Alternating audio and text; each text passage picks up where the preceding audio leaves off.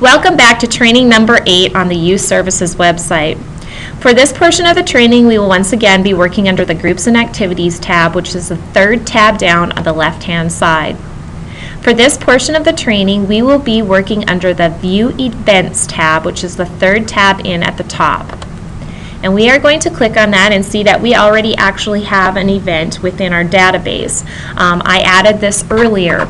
Now, I want to clarify something for you before we get started on this. Events that happen in your program are activities that you do not take attendance for. If you are taking attendance for them, then they would fall under an activity. So, as you can see, we have an event. This was a family night where we had all the students and their parents come, and it was a science night, but we did not take attendance for it.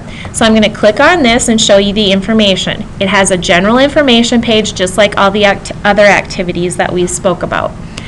Now, one important thing is under the category, we're going to click the edit button here. It is very important if you have a family event that you click the parental involvement portion. You're only allowed to click one button in this category area. So if I clicked on recreation activity, on the APR report, it shows no information that there was parental involvement. So if it's an activity which includes parental involvement, you're going to want to make sure that you go down and click the tab that says promoting parental involvement, or if it was a family literacy night, you would click on that, or if it fell into the other category, you would click on that as well.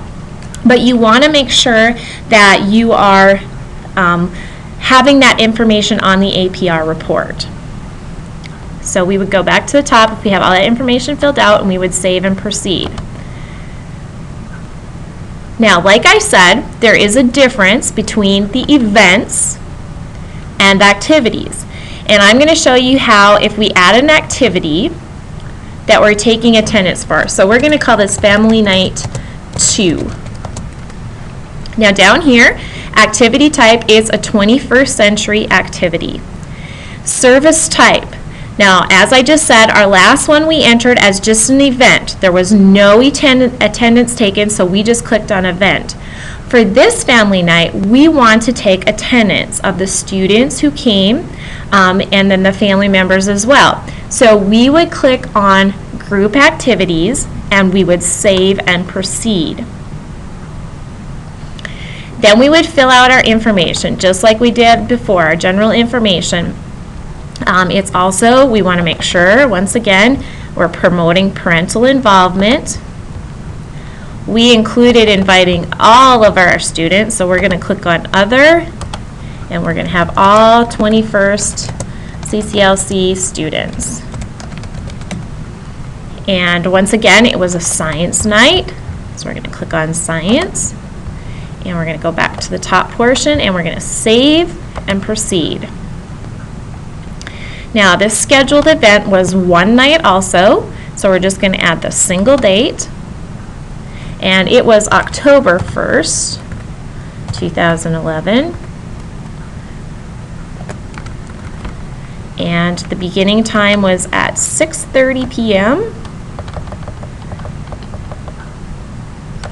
And the end time was at 8 p.m.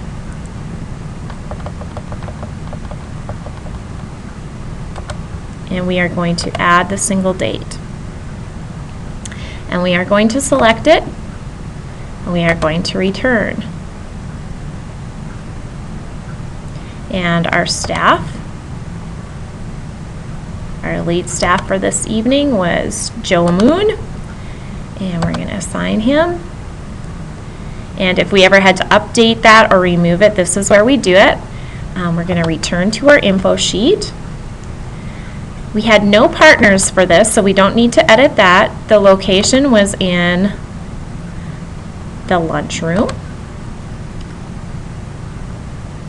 And if we wanted to add a service description, we could.